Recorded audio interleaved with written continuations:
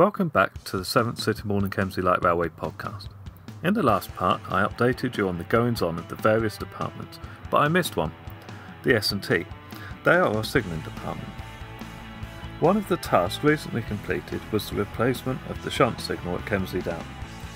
When turned to a 45-degree angle, the driver has permission to proceed to the limit of shunt board and be prepared to stop short of an obstruction. The old faceplate will be refurbished.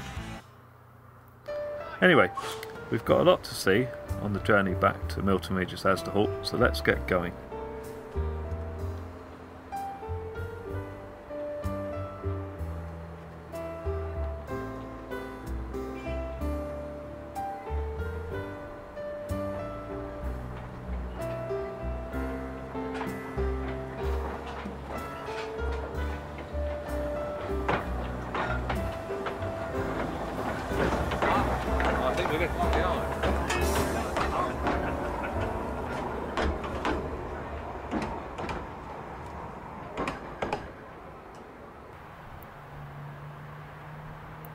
The Sunday of the early December work weekend saw work carried out at Sittingbourne Viaduct station. This is Victor approaching the station on Milton Regis Viaduct. You'll notice the white bags on the first wagon. That's sand for paving. The other wagon is the P-way support wagon for track maintenance.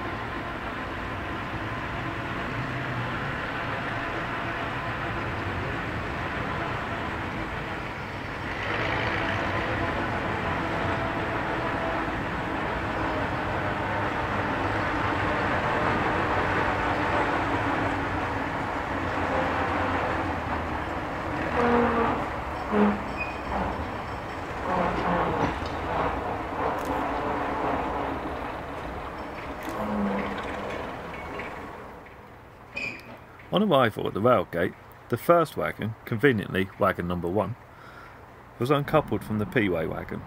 Before the train can pull forward into the platform, the point blades and check rails have to be reinstated on the point work. The point blades steer the train onto the right track, and the check rails reduce the chance of it derailing on the V of the points, where there is a gap in the rails on one side.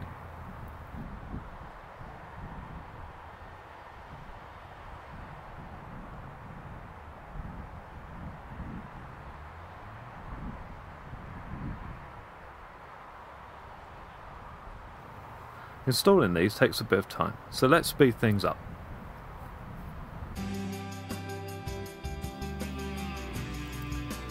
While we're working, here's some footage of Barton Hall departing Sittingbourne Viaduct station back in 2008.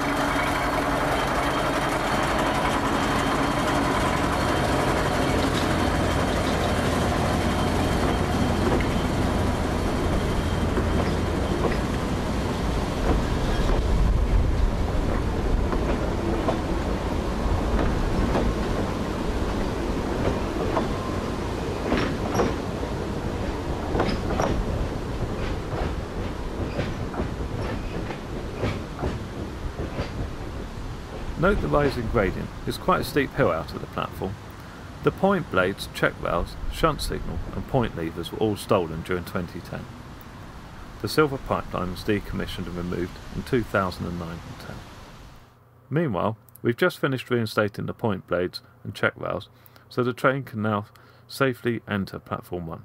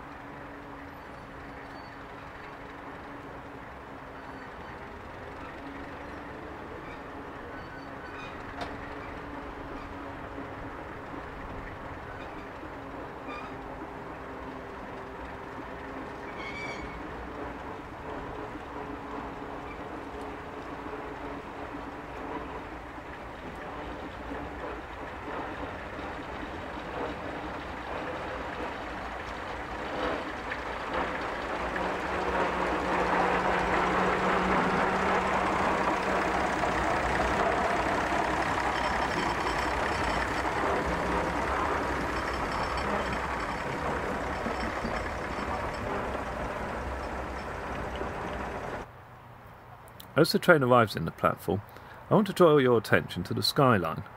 In the next clip, you'll see Barton Hall sitting in the platform, pretty much at this angle. So what's missing?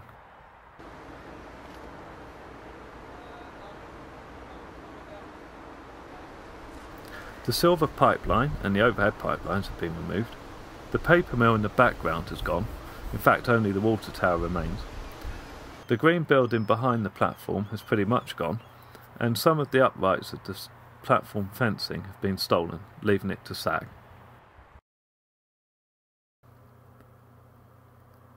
As well as delivering the sand for the replacement footpath, the former P-Way workshop was dismantled and loaded onto wagon number 1, and the grass and weeds around the track bed were trimmed, making the site look more loved. Even though the next clip is taken from a different angle, you can see the dramatic change in the view between now and 3 years ago, when the overhead pipeline dominated the scene. This is Triumph arriving with a demonstration freight train for a private party into the run-round loop.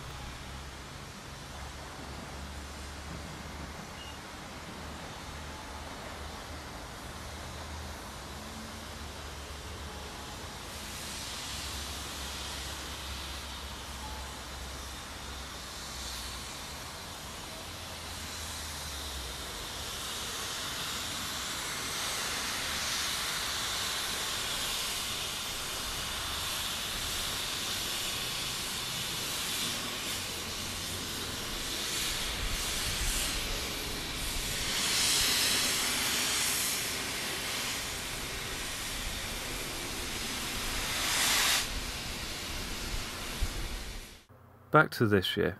In order to keep the new pavement level between the two old sections, over 1 tonne of sand was used to raise the ground level under the pavers. Anyone wanting to donate some spare paving slabs to the railway should email info@sklr.net, as our current supply won't quite make it all the way to the ticket office where this shot is taken from. In just a few days' time it will be Christmas again. The last steam haul passenger train departed Sittingbourne Viaduct on Boxing Day, the 26th of December 2008, and here it is.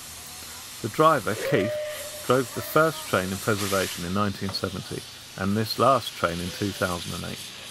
Let's hope he'll drive the first one back out of Sittingbourne Viaduct next year.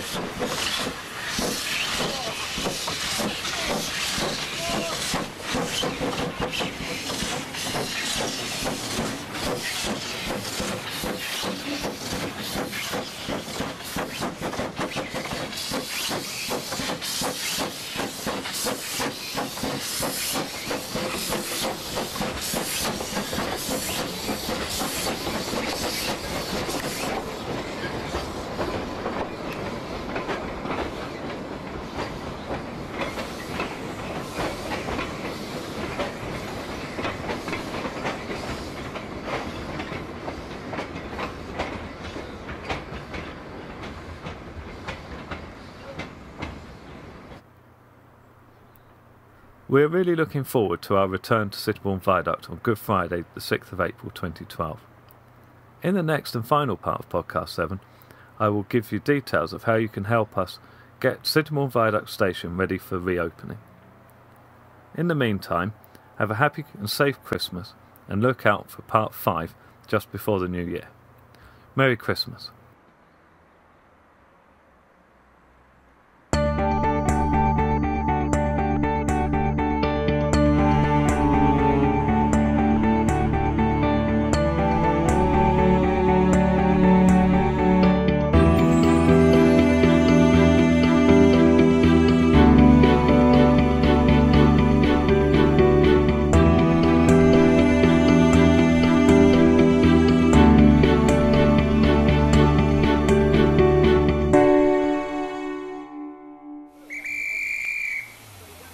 Here's something to look forward to in 2012.